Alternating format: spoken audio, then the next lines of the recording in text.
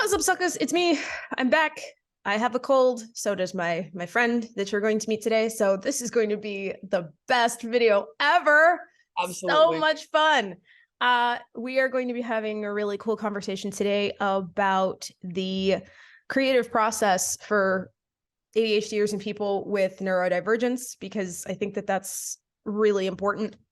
And with me to talk with me about that is my friend Ellis Prybylski. Yeah, I did it you again. did it Twice I did it right, guys. twice in a row. I wanted to put that down. And Ellis, why don't you introduce yourself? Kind of talk about, where you're coming from on all Okay. this. Well, creatively speaking, I've been a professional book editor for about 15 years. I'm an author. I've done book publishing. I'm also a musician, like longtime musician. I've been a violinist for about 30 years. So I'm all kind of all over the creative process. I also do maps. If it's creative, I'm probably like up to my eyeballs in it. I'm also like, I have ADHD and I have autism. Both were diagnosed in November of last year. I knew I had ADHD my entire life, but the autism came as a bit of a surprise. And I also do a whole bunch of other stuff, including historical reenactment and fiber arts and all sorts of things. So, See, we've had some yeah. good conversations, but I didn't know like half of that shit. So Well, you've already surprised me. I'm like, violinist, reenactments. What? Hold on. yeah, actually, this past weekend, I spent the entire weekend playing with swords in a Civil War era fort where we were fencing each other up and down like hallways, and it was amazing. You had It a was much more interesting weekend than I did. There were no swords involved in my weekend well, whatsoever. there should be. You should add I some. agree. Not, but I also have small children, so. I mean, the swords that I was playing with were blunt. Oh, okay. All right. We aren't using like live steel swords. We want to kill our friends, not hurt them. We'll Is see. the Did you get that backwards? Did you say you want to Nope, kill we them? want to kill our friends, not hurt them. So I would like to end the bout by killing them, but I don't want to hurt them in the process. Oh, I get it. Okay. And this is actually kind of a really cool like launch into it, because the whole reason I wanted to have this conversation with you is you and I have talked a little bit about writing specifically, because Yeah. I'm in the midst of writing a book, and Ellis has already written. How many books have you written now, Ellis? How many have I written or how many have I published? Written, lots. Published, two. And I feel like for most writers, there's a difference Yeah, between like the two at there's all a pile, times. yeah, there's a pile of them that I don't make eye contact with that lives in some vicinity of my computer. It's like I will eventually finish you and don't make eye contact because it gives them power. Until I'm ready, until I feel like looking at you. Right. Exactly.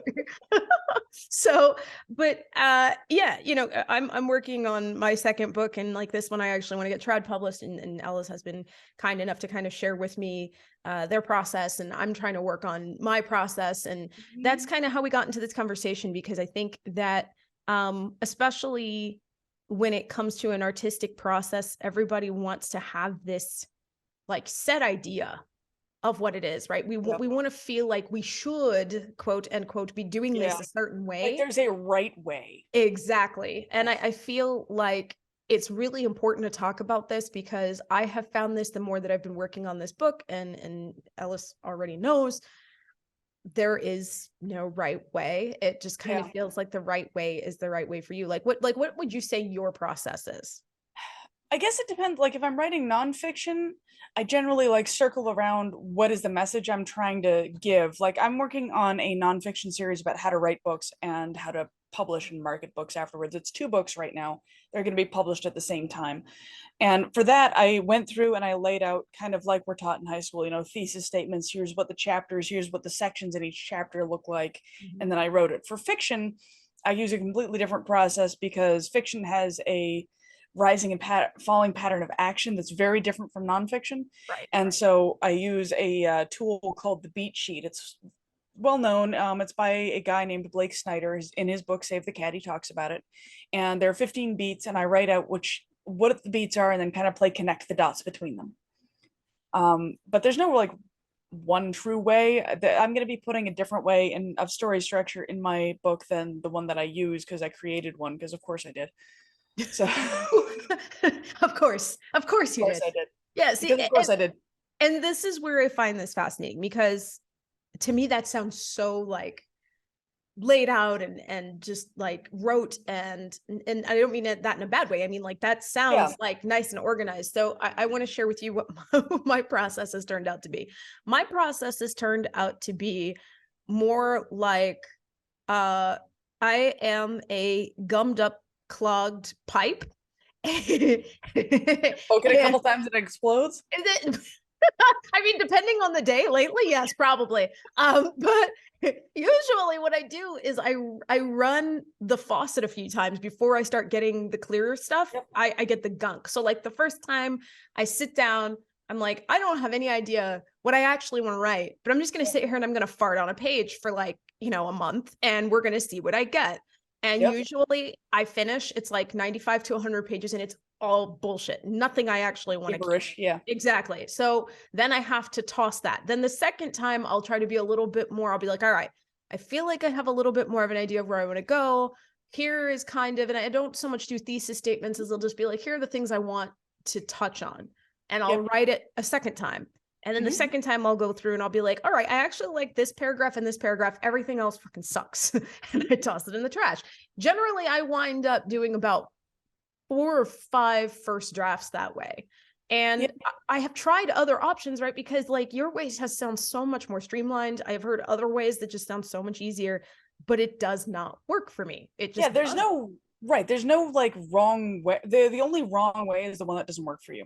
And if what you're doing is working for you and you're getting words on the page and you're actually making progress towards what you're trying to accomplish, then your process is fine. There's nothing wrong with it. Exactly. If it's not getting you where you're trying to go, that's when you want to start looking at like, okay, well, what can I do differently to accomplish what I'm trying to accomplish here? Right.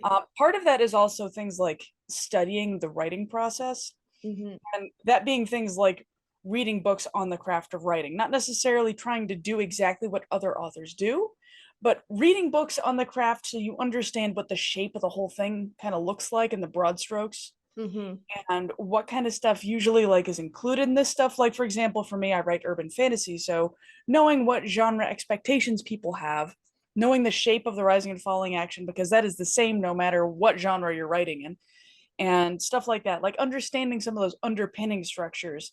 And then once you understand those, the rest of it is a lot easier because you kind of have an idea of what the foundation looks like before you do anything else.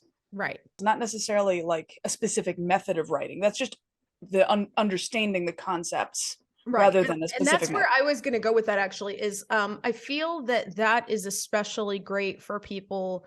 And I won't speak to autism. I'm not autistic, but I will say that for ADHD, that's actually great. We tend to do a lot better when we're given like just kind of a concept and we're like, bend that how you will, I like it's really common for my clients where I'll give them like one specific thing and I'll be like, hey, do this. And they'll come back and they'll be like, so I took that concept that you gave me and I actually did this instead, but it works. And they're like expecting it. I'm like, no, that's exactly what you're supposed to do. Like you take the concept and you bend it for your brain, for how it works for you. So that's, I love that you pointed that out because it's really important when you're reading a book written by somebody about writing. Don't take that as a direct guide. Take that as like, here are the upper level concepts and here's how you're going to turn that into whatever works for you. Yeah. And with autism, it's kind of like, I have both ADHD and autism, so I can't speak for somebody who doesn't have the ADHD part. But for autistic people, I know there's this habit of like, well, this person did it this way, and this is the way now, and there's no other options. And I guess if I can't do it this way, I can't do it. And that's not actually the case because there are multiple ways to accomplish the same thing. Like, with recipes, right? There are multiple different ways to make spaghetti sauce. If the end is you have a delicious sauce that's on spaghetti, you have succeeded. But how you get to that point, people have like every Italian grandma you ask is going to have something different. And that's okay. And they're all amazing and they're all delicious. So that's really the thing is if you understand, like, but they all know that like you have to have tomatoes as the base. There's some like key things that have to go in there to make it to tomato sauce. But other than that, it's lawless wasteland, no matter how much we like to tell ourselves otherwise.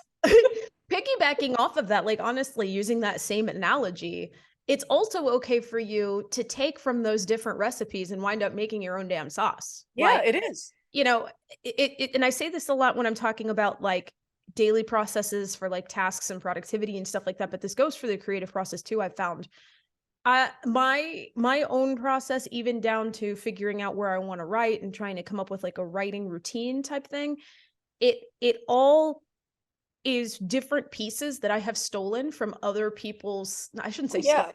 That sounds a No, lot more. you're a literary magpie. You're just Yeah, you're gathering just the basically tiny taking bits. stuff and you're putting together like a Yeah, little mess that works for you. And that's that's that's what all of us do. That's what like Neil Gaiman tells people to do. So you're not doing anything that isn't what we're all doing, because that's all stories have similar elements because we're all influenced by what's around us. mhm, And so we're all like pulling things out of media and stuff that we like, which is why pretty much every story that is being told has been told before. It's mhm. just about how you tell it and what words you're using. Like the book that I'm writing on how to write a book, all of the data points in it have absolutely been shared by other people in other works. They have been. That's where I learned them. I didn't create things in a vacuum, Right. but the way I'm presenting them and the way I'm putting them together is what's different. And that's how the same thing with the writing process, right? Right.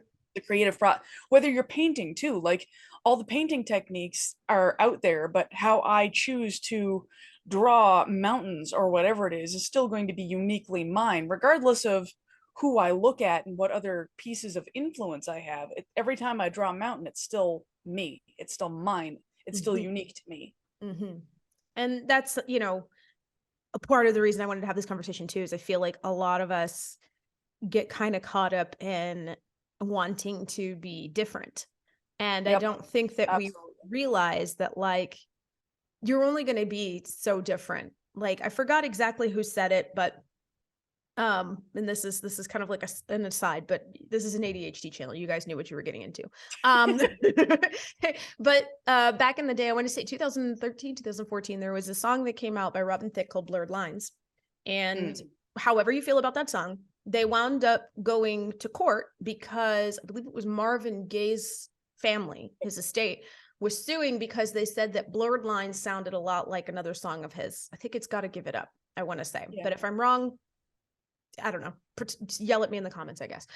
So while that was happening, somebody wound up saying something that I kind of keep in my head anytime that I start feeling worried about not being different enough. And that was basically that they said that there are only so many notes and only so many songs that can be written. Yep.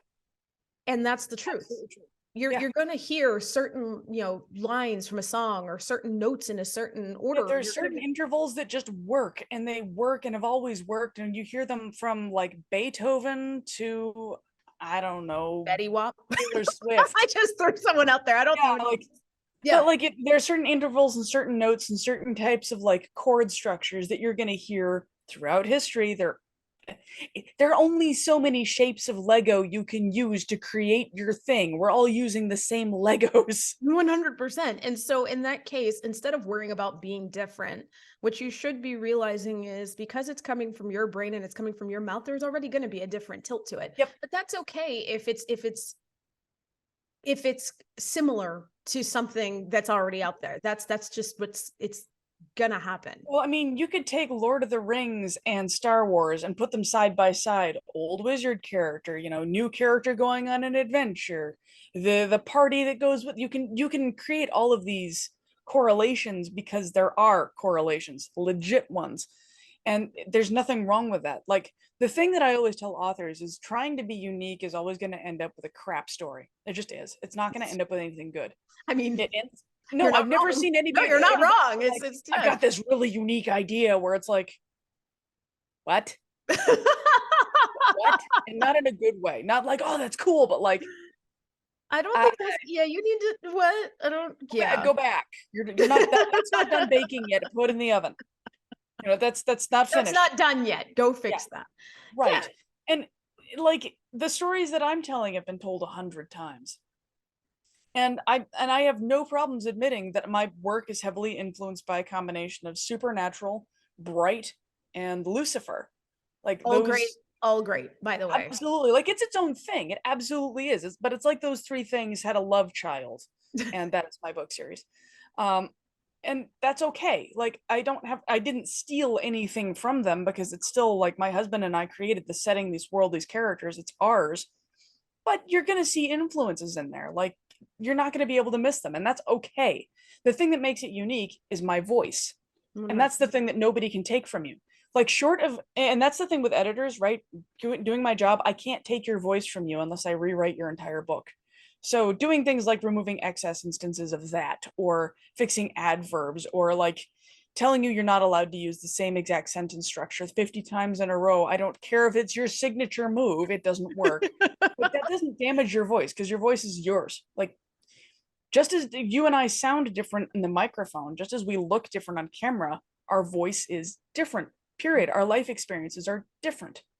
100%. And that's, you know, different is, and that's like my biggest thing here. Different is good. Different is important. Yeah. I feel like you don't need to force it. No. And, you know, I feel like, a lot of ADHD channels, a lot of ADHD people, including myself, I think when we first start out, we're wanting to help people in a way that's almost trying to make them more neurotypical. Yeah, like normalized. Yeah, and it's not on purpose. It's just like, we're like, okay, now I know what I'm working with. So now I can figure out a way to now I can fit into society. Yeah. And then, you know, eventually at some point you're like, but why though? Right, like, you know, like I'm just gonna be the horrible bog goblin I really am. I just like, I'm just gonna go wander off to the swamp and you know, right, like sell people mushrooms. Yeah, it's fine. Somebody right. needs to do it. Why not me? Right. Exactly. Like my TikTok channel, I have like almost 3,000 followers on there, which I know isn't a huge number, but it's not nothing. Mm-hmm. And my TikTok, most of my TikToks are me in my fuzzy bathrobe. Like, legit, this is what I wear on camera. It's cozy and warm, and I like it, and it's sensory happy place. And most of my videos are me like making gremlin comments in a bathrobe, and people look at that and be like, I want to give that person thousands of dollars to edit my book. Yes. That's fine. That's what they're there for. But that's how you find those people, right? That's how you find those right people. That's how you find the audience for your book. That's how you find the audience for your videos. Right. You have to be yourself. Like, right. In my personal example, I've watched YouTube for a while, and I finally decided I wanted to do a channel, and I was like, okay, but most of the people that I see, they have like some sort of catchphrase or some way that they always open their videos, and I just don't have anything. So I was like, I'm just going to push record and see what comes out of my mouth. And for some reason I channeled Mr. T, and I was like, what's up, suckers? Right. And I was like, that's fine. That works. And once my channel started to pick up a little bit, I got a couple of comments from people who did not like that. One guy was like, I was going to subscribe to you, but you called us suckers. And I was like, no, not suckers. There's no hard R, you know what I mean? I was like, no, it's suckers, like, it's fine. But that's not your target audience. Like, that's not your person. But see, this is how where the funny thing came in, is that exact same day I get a comment on Instagram from someone who said, it's not a day for me. My day is not complete until you've called us suckers in the video. Right. And I was like, that's you're never gonna make everybody happy. It's just never gonna happen. And that's the thing. Like, when you're writing, when you're marketing, when you're doing all these things, you have to think about who your target audience is. And your target audience isn't everybody. Like, it can't be. Like, my books are urban fantasy with gay people and neurodivergent people and all kinds of stuff. There are people who will hate everything about my books. Mm-hmm. And they might like just be, they might be people who read exclusively nonfiction, and it's not personal or that they don't like the content. It's just like, I don't like urban fantasy, so I'm not trying to write for them. No. And to try to do that is exhausting, especially for neurodivergent brains. That's just right, it's more masking. Right. And the people-pleasing instinct is hard, and the rejection sensitive dysphoria sets in. It's like, well, if they don't like me, does anybody like me? Oh my God, I'm awful. Everybody hates me. And that's not true. No. And that's kind of the thing that's become my internal dialogue. Like, whenever I see something or someone doesn't like me, it's like, well, they're not my target audience, and I keep rolling. Then I guess that's just that. Exactly. It's something that I think, because we have had so much about ourselves rejected over time, we just assume that rejection is the standard. It's the default. Yeah. It's the default, but it's not. It's the fact that, especially when we were younger, we were under the impression that we had to fit in some place that we didn't quite fit in. Like, and so has such a pecking order. Oh my God. And so we learned wrongly, but we learned that if I don't mask, I don't fit. Right. And so then You know, when you stop masking and someone's like, I hate your face, you're like, oh my God, I made a mistake. I need to go back. I need to try. Right. And that's not the case. Retreat. Yes. Yeah. And that's not the case at all, especially when you're a creative. When you're a Yep. creative, the more mask off you are, the more likely you are to find people who need you, who like you, who want to hear from you. Right. You're gonna find the people that you're gonna connect with. And like for me, I kind of went the opposite way. I tried masking for a while in high school, and then I discovered it wasn't working no matter what I did. So I went aggressively in the opposite direction. Same. Like, because I was homeschooled for a while. And so I entered high school as this like sweet little fairy flower child who wanted to wear flower crowns and skip down the hallways barefoot. And I did it. And you know what? I got bullied and beaten up because of it. I bet. Because how dare I be a sweet little fairy flower child? Like, how dare I? Mm-hmm. And so if I went away to another school for a year and came back, and I went aggressively goth, like trench coats, spikes, chains. And I had this, and I've been doing martial arts since I was 4. So I employed the don't mess with me walk. Hey. And Red Sea, people parted. They still made fun of me, but they didn't try and beat me up anymore. So I was Right. okay with it. And I carried that attitude for a long time. And I realize now that that was also kind of a mask, albeit a more less conformist and more like, I will eat your soul. It stopped people. Right. You gotta do what you gotta do. Like, yeah. Right. It stopped people from hurting me. But now that I'm almost 40, I'm at the point where I don't really care if I'm not everybody's cup of tea, because I don't have to be. 100%. Like, there are places and times where I absolutely will like tone down the bog goblin or bog gremlin instincts and become like more normalized in society. Mm-hmm. But like right now, I'm not wrapped in a bathrobe. You're welcome. Yeah, I was actually kind of feeling a little left out, but that's cool. It's fine. I mean, if you want me to, I can, but I figured you might want something slightly more professional since I'm talking about I am things very like much enjoying the Grogu shirt, I have to say. So yes. I'm not disappointed by the outfit. I was just saying, you know. But like that's kind of the thing though, is I've had to learn like there's a difference between like aggressively pushing people away by being yourself in the most out there and in your face manner and just embracing who you are. Mm-hmm. And as creatives, we kind of have to do that embrace, because who we are is that creative process. And if we're rejecting that, we're not going to be able to produce the creative things. Like or what we do produce is going to be like Hallmark cookie cutter, all the same kind of miserable stuff, because it's not us. And we'll hate that. We'll hate it, but I mean, and it might sell sometimes, but it's going to burn you out. Like big time. That's how you stop being a creative and just enter burnout zone for the rest of time. 100%. You know, it kind of makes me think of something that I'm wondering if you've noticed this in yourself or in other neurodivergent people. And I'll speak from my own personal experience, so I'm not like feeling like I'm speaking from everybody's, but I know that for the longest time, I felt like something about me was going to waste, and I couldn't figure out exactly what it was. And it would lead to some moments where I would feel pretty depressed. I'd be like, what is wrong with me? Like, why do I constantly feel like there's like this, you know, and I wrote bad poetry that had like comments about fire and how the fire was burning, but no one could see, you know, but oh yeah, I did high school poetry like that. Yeah. And so, you know, but as an adult, I have not written any more of that poetry, but it wasn't until I had ADHD and found out that I had it. Like I've had it my entire life, obviously, but it wasn't until I had that diagnosis, I should say, that I realized that the reason I felt that way is because I constantly had this feeling like I was supposed to go down one specific strict path. And every time I forced myself to do that, I felt like I was avoiding 4 or 5 other things that I was interested in, or that I wanted to focus on, or that I wanted to like bring into the process. And once I stopped doing that, once I started allowing myself to kind of expand and allowing my brain to pay attention to all the things it wants to pay attention to, I stopped feeling that way. Like, have you dealt with that at all? So I was raised by my mom mostly, who was diagnosed with ADHD in the 1950s. Wow. She knew I had ADHD, and for a large portion from 4th grade to high school, I was homeschooled. So she taught me how I needed to be taught. Let me just be myself. Like when I joke about being a bog gremlin, that's because I spent most of the time in my childhood in the bog near my house, up to my eyeballs in mud, causing havoc. I'd come home and I'd be mud. Like the bog gremlin thing is only so much joke. It's half joke. Right, half joke, half like mud child.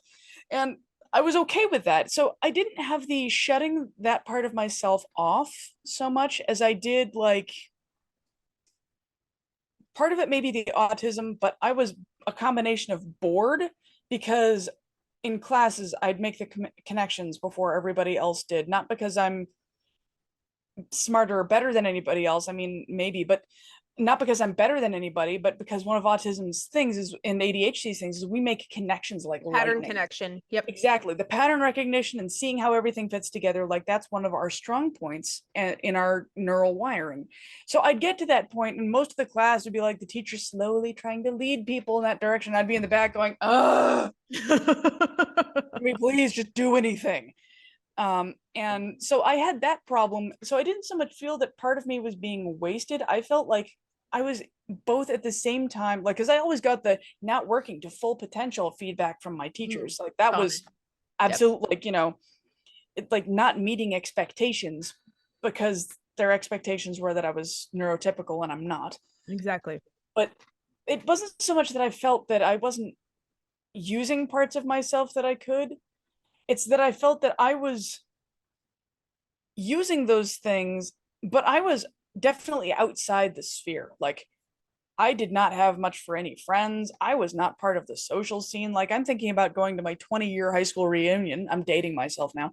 And I'm thinking about going back there to be like, guess what's up, bitches? Here I am. You remember this? Because it ain't changed. You know? Exactly the same. Nothing has changed. Exactly the same, except bigger, badder, and now have books. And like lots of bees. Yeah, lots of bees. Lots of bees.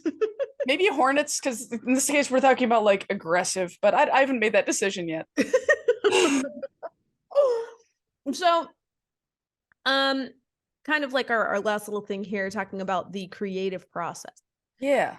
So say that we have a creative ADHDer out there who is really struggling to find that groove, to find what really pushes them to find that motivation, that need to follow their creative, whatever. What would you suggest to them? What would be the first step you think that they should take to find their creative mojo, so to speak?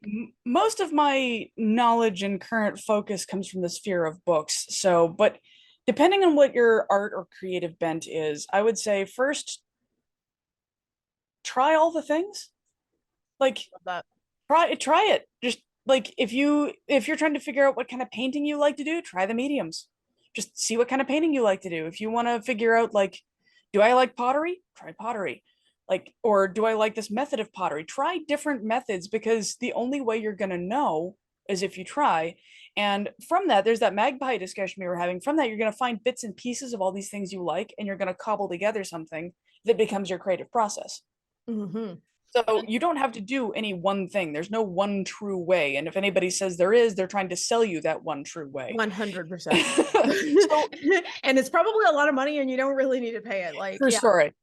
But like, so just try the things, try all of the things. Like if you think you might like knitting, try knitting something. Like I'm not suggesting necessarily you buy all of these things.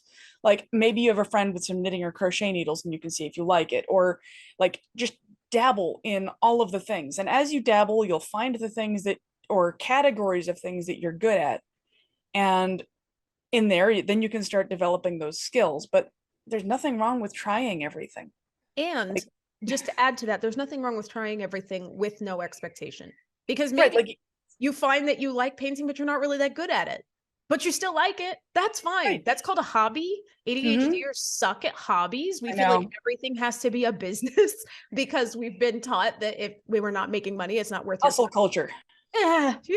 So that's bullshit, guys. If you like something and you really want to do it and it doesn't bring any money in, but it's just for fun, that's still fine. You found a hobby. You found something that you can make time to do that is going to make you happy. And that goes for writing, that goes for reenactments, that goes for literally anything. Yeah, like I have so many different hobbies that I've picked up. I do weaving, spinning yarn, crochet, knitting. I'm learning to do nail binding, all kinds of like all sorts of things. And that's because I dabble. Like I do cross stitch, like all sorts of stuff, like little pieces of things here and there. And I usually try and like, I'll test a corner of something. I got into map drawing because I started playing D&D and I needed maps for my table. So time to draw a map, I guess. And then I discovered, holy crap, I need to do this for the rest of my life. I'm obsessed with this. Or like, you know, try a game of D&D with your friends, see if you like it. Or there are other tabletop systems. There's more than just D&D. I'm just going to put that out there. D&D is not the only one. There's so many. There is. Yeah, I play a lot of them and they make me happy. But like, just try it. The answer is just try it. Like, you don't need to spend a lot of money on it either. Like, borrow something from a friend, go to the library and borrow from the library of things there, or like take a pottery class, like one class at a local studio. Like, you can try a bunch of stuff without spending a lot of money on it too. And man, we do not give libraries enough credit because like, and it sounds so stupid because like they've always been there, right? But I always forget. And then I'll be like, man, I'm a little over budget this month, but I really want to get this book. And then my husband will be like, have you checked to see if the library has it? And I'm like, oh, that's a thing. And you can, and so many libraries have it now. So it's not just books. Like mine actually has a little recording studio in it. It's got like a little soundproof box that I'm going to be going there to do audiobook reading and like make a podcast in. It's right. Like it's nuts what they have in there these days. Like they have everything. Go check your local library. That is insane. I did not know that. So cool. Like not all of them have it. Like your local library might have other things, but a lot of them have a library of things too. Like I know somebody who has looms that they've checked out from the library to try weaving and donated to the library. Looms, like weaving, like looms. You mentioned games, and I know that there are tabletop games. Some of them have it so that you can rent games. Yeah, like, there's video games. Like you can rent video games from the library for video game systems, like all kinds of stuff. If you want to try something, your local library either has a resource where they know that someone can do it, they have the resource themselves, or they will find a way to make it happen because they love doing that kind of stuff. They are enablers of the worst and best kind. Oh, absolutely. Absolutely. We do not give, like, this was not the point, but we do not give enough love to our local libraries. Please check into your local library before you buy things, especially if you have ADHD, because there's a good chance you'll buy it, you'll like it for 3 months, and then you're going to want to give up. So, you know. Right. They also do like a bunch of free classes. Like I have a friend who does weaving demonstrations at her library, knitting demonstrations at her library. Very true. Huge list of free classes so you can try and dabble all the things. I recently did an author fest panel at my local library. It was free for authors. They just walked in and I presented, and there were a bunch of published authors there talking about different aspects of publishing and writing and all this stuff. It was a whole thing and it was free and it was amazing. Yeah. And if you're watching this or listening to this from a writer's perspective, y'all, writers groups, even just like constructive criticism groups, love to meet at libraries, and they will meet in like a library meeting room and go over each other's work. And that was one of my favorite parts of when I was younger. My dad and I both write, and we would go to these things together. They're so much fun. So also, brief plug, I run a writing group on Facebook for neurodivergent people specifically. It's called the Neurodivergent Writers Lounge. Why did I just find out this thing about I don't know. See, it seems like you're finding out all the new things today. Like Ellis doesn't tell me anything is what this is turning into. This video is I'm changing the title to Ellis doesn't tell me anything. Because none of this, like, I'm just sitting here going, you do? Oh, wait, I was supposed to have known that already. Okay. Thanks. I'm a weird and varied nerd of multiple flavors. Like, I don't expect you to know everything. Like, this is impossible. No. I am an iceberg of weird nerd shit. You're gonna have to send me the link for that, not just so I can put it in the video description, but also so that I can go join. I'd love to be there. Absolutely. There's also a bunch of neurodivergent editors that hang out there too. So if you're writing a book and would like to connect with an editor who understands neurodivergence, that's a good place to do it. That would be awesome. And I run a Discord writing group that's not specifically for neurodivergence, but it's just a collection of writers. I'll give you links. Ellis has tried to sell me on Discord. I'm still not sure I'm sold yet, but it's like AOL and forums had a baby. I got them started. Stop it. The best kind. I will preach the gospel of Discord forever. Discord forever. You, as soon as I mention it, it turns into a sermon. I didn't mean to go. Can I get an amen? So before we call this out, I'm actually going to do yet another plug that I think Ellis will agree with me on. We met actually through Centered, and I have talked about Yes, Centered on this absolutely. channel before. It is an amazing tool for people who are neurodivergent. It is it's a Pomodoro timer. It's like for music. It's a community. It's a It's key part of fantastic. my writing process, and I run a group on there for neurodivergent writers also. And you guys It's amazing. already know that I also have a group on there for people with Yep. ADHD, and that's just a catch-all for ADHD. But if you Mhm. are a neurodivergent writer, Ellis's group is also available, and I will have the link for that in the description. You guys, It's we amazing. we The love that task community tracking. Oh so my much. gosh.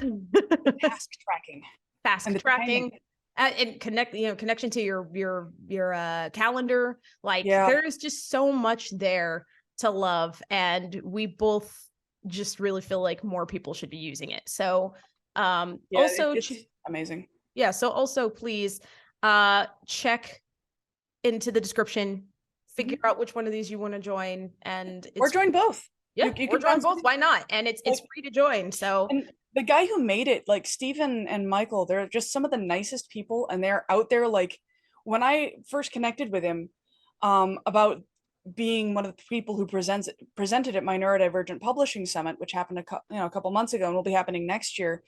He was like, I've been talking to people and hearing more that like ADHD people and stuff use this app. Can you tell me about neurodivergence? And then he's just all in.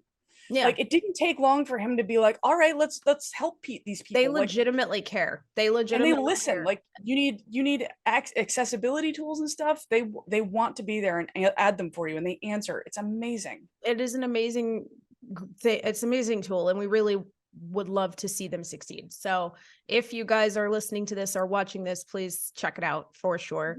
Mhm. Ellis, I'm going to make sure that I have all the links in the description, but why don't you just kind of tell people up front how they can keep in touch with you? Oh, I have I've got a card link that I'll give you. I've got a newsletter, I've got a Substack, I have Facebook pages. I'm at Prybylski on like all the social media platforms, TikTok, Twitter, Facebook, Instagram, all of the things. And like I'll give you there's a link probably down in the description with my card, which has all of the stuff that you Which can is click on. probably a lot easier. Yeah.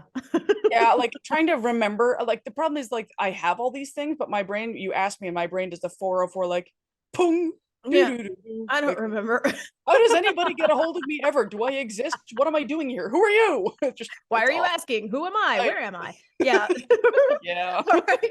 So I'll just add that to the description then. Thank you so much for joining me. This was a blast as always. We always have a great time talking. And yeah, if you guys have any extra questions for Ellis that I could forward on through, leave them in the comments and take care of yourselves. Drink lots of water. I will see you in the next video.